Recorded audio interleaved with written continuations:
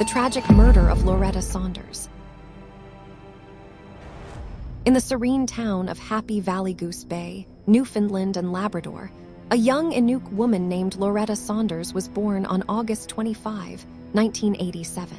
Raised in a blended family that often fostered Aboriginal children, Loretta's early life was marked by challenges, including an alleged sexual assault during her school years. Seeking a fresh start, she moved to Montreal, where she faced homelessness and struggled with substance abuse. Determined to change her trajectory, Loretta returned to Newfoundland, completed high school, and was accepted into St. Mary's University in Halifax, Nova Scotia.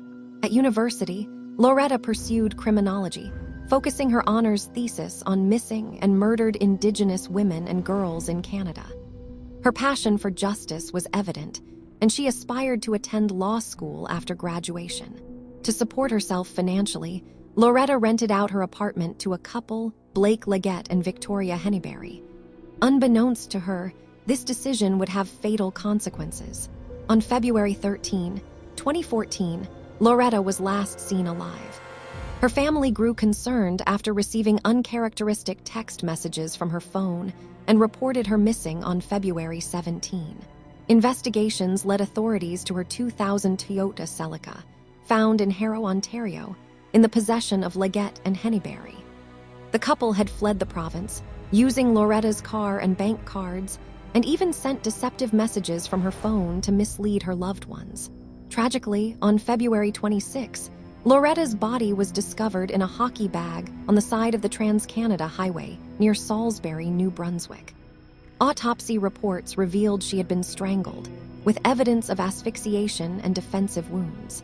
Leggett confessed to attacking Loretta, attempting to suffocate her with plastic bags, and ultimately killing her over a $430 rent dispute.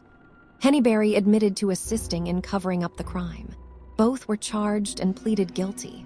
Leggett to first-degree murder, receiving a life sentence without parole eligibility for 25 years, and Henneberry to second-degree murder, with parole eligibility after 10 years. The courtroom was filled with emotion as the sentences were read, highlighting the profound loss felt by Loretta's family and community. Loretta's murder garnered national attention, not only due to the brutality of the crime, but also because of her work on MMIWG.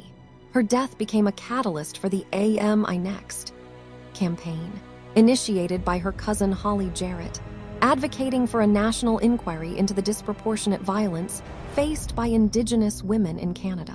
This movement eventually led to the establishment of the National Inquiry into Missing and Murdered Indigenous Women and Girls in 2017. Loretta's family, particularly her sibling Deem Saunders, became vocal advocates for Indigenous rights, sharing their experiences and pushing for systemic change. They established the Loretta Saunders Community Scholarship Fund to support Indigenous women pursuing post-secondary education, ensuring Loretta's legacy would inspire future generations. The story of Loretta Saunders is a poignant reminder of the systemic issues faced by Indigenous communities in Canada.